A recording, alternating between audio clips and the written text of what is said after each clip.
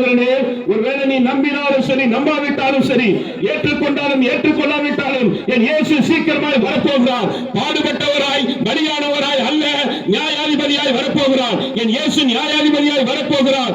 ஆரவாரத்தோடு பிரதான தூதருடைய சத்தத்தோடு தேவ எக்காலத்தோடு என் இயேசு வரத்தான் போகிறார். அதனால சகோதரா, இந்த இரவு வேளையிலே நீ நம்பினாலும் சரி நம்பாவிட்டாலும் சரி, ஏற்றுக்கொண்டாலும் ஏற்றுக்கொள்ளாவிட்டாலும் என் இயேசு வரப்போகிறார். என் இயேசு வரப்போகிறார். சீக்கிரமாய் வரப்போகிறார். நியாயாதிபதியாய் வரப்போகிறார்.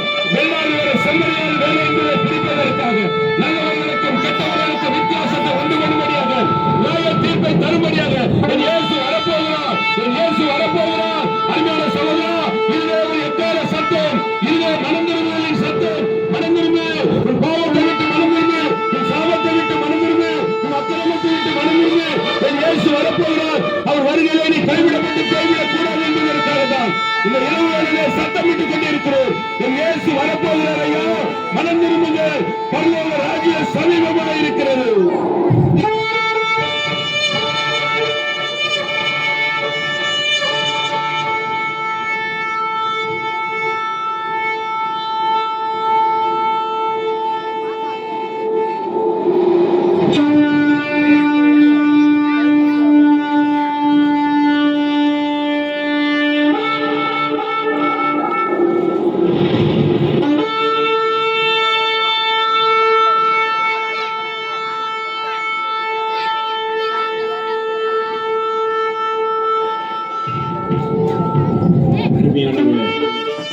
ஒருவேளை இந்த இரவு வேலையில எந்த இடத்துல இருந்தாலும் இயேசுவே எனக்குள்ள பாரும், என் பாவத்தை மன்னி, என் வேதனைகளை வெளியில சொல்ல முடியல, என் சாபத்தோடு கூட வாழ்ந்து கொண்டிருக்கிறோம், சந்தோஷம் இல்லாதபடி வாழ்ந்து கொண்டிருக்கிறோம், இயேசுவே எனக்கு ஒரு சமாதானத்தை தாரும் என்று சொல்லி நீ கூப்பிடுவாயனால் இந்த இரவு வேலையிலே ஒரு சமாதானத்தை நீ பெற்றுக்கொண்டு கடந்து செல்வாய். ஏதோ ஒரு நாடகத்தை நடத்தினது போல இந்த இடத்துல நடத்துகிறது எங்களுடைய நோக்கம் அல்ல.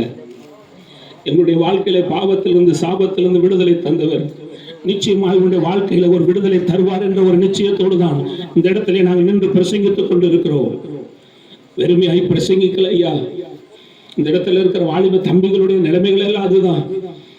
இன்னைக்கு வாலிப தம்பி இன்னைக்கு எங்கெங்கயோ போய்கொண்டு இருக்கிற சூழ்நிலையில இயேசுவை ஏற்றுக்கொண்டவர்களாய், இயேசுவை அறிந்தவர்களாய் நாங்கள் கண்டு கொண்ட அந்த இயேசுவை மற்றவர்களுக்கு அறிவிக்க வேண்டும் என்பதற்காக இந்த இடத்துல வந்து அவர்கள் தங்களுடைய வாலிப பிரயாயத்திலே கர்த்தருக்கு எதையாவது செய்ய வேண்டும் என்று சொல்லி வந்திருக்கிறதுடைய நோக்கம் என்ன தெரியுமா? இந்த கிராமம் ஆசீர்வதிக்கப்படணும், இந்த கிராமம் இயேசுவை சந்திக்கப்பட வேண்டும் என்பதற்காக தான் இந்த இடத்திலே நாங்கள் பிரசங்கித்துக் கொண்டிருக்கிறோம். இப்பொழுது இந்த கிராமத்தினுடைய ஜனங்கள் ஆசீர்வதிக்கப்படும்படியாக, இந்த சத்தத்தை கேட்டுக்கொண்டிருக்கிறவங்களோட வாழ்க்கையில சமாதானத்தை தரும்படியாக எங்க மத்தியில் இருக்கிற ஒரு சகோதரன் உங்களுக்காக ஜெபிப்பார்கள். நீங்க மேலும் தொடர்பு கொள்ள விரும்பினால் எங்களுடைய திருச்சபையானது லால்குடி பகுதியிலே பரமசிவபுரத்திலே பவர் கிறிஸ்டியன் அசம்பிளி என்கிறதான ஒரு திருச்சபையில பரமசிவபுரத்திலே 4th கிராஸிலே அது நடைபெற்று கொண்டிருக்கிறது. மேலும் நீங்கள் அறிந்து கொள்ள விரும்பினால் எங்களோடு கூட நீங்கள் தொடர்பு கொள்ளுங்கள். இப்பொழுது எங்கள் மத்தியில் இருக்கிற ஒரு சகோதரன் அவர்களை செபிப்பார்கள். அல்லது உங்களுக்காக ஏதாவது செபிக்க வேண்டும் என்று சொல்லுவீர்களானால் எங்கள் முன்பதாக வாருங்கள், உங்களுக்காக நாங்கள் செபிக்கிறோம். அல்லது உங்களுடைய ஜெப விண்ணப்பங்கள் இருக்குமானால் அருமையான எங்கள் சகோதரிகள் அருமையாக இருக்கிறாங்க, அவங்கள்ட்ட சொல்லுங்க, உங்களுக்காக அவர்கள் அவங்க செபிப்பாங்க.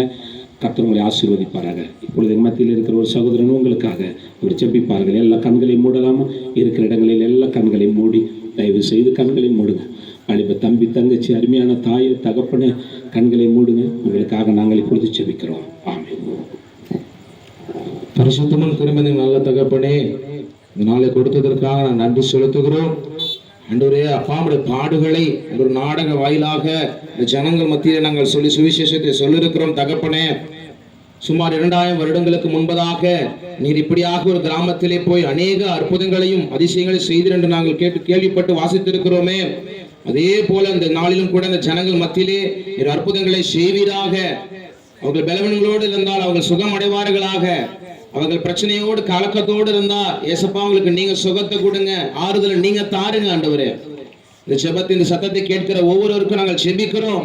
அவர்கள் வாழ்க்கையில இந்த சத்தமானது ஒரு ஆண்டவரே மாற்றத்தை உண்டு பண்ணட்டும், ஒரு ஆசீர்வாதத்தை உண்டு பண்ணட்டும். அவங்க இருதயத்தை நீர் தொடுவீராக. நீரே மெய்யான ரட்சகர் என்பதை அவர்கள் உணர்ந்து கொள்ள கிருபை செய்யும். நீர் இப்படி அற்புதம் செய்ய போறதுக்காக நன்றி செலுத்துகிறோம். பலப்படுத்துங்க. இயேசு கிறிஸ்துவின் நாமத்தில் ஜெபிக்கிறோம் நல்ல பிதாவே. ஆமென். சோத்திரி, முழு உலகமே பரிசுத்த நாமத்தை சோத்திரி. என் ஆத்மாவே கர்த்தரை சோத்திரி, அவர் செய்த சகல உபகாரங்களையும் மறவாதே. ஆமென். அல்லேலூயா. அப்படி உங்களுக்காக ஜெபிக்க வேண்டும் என்று சொன்னால் நீங்கள் முன்பதாக வாங்க, அல்லது உங்களுடைய ஜெப விண்ணப்பங்கள் ஏதாவது சொல்லுவீர்களானால் அருமையான எங்கள் சகோதரிகள் இருக்கிறாங்க, அவங்கள்ட்ட சொல்லுங்க. கர்த்தர் உங்களை ஆசீர்வதிப்பாராங்க. ஆமென்.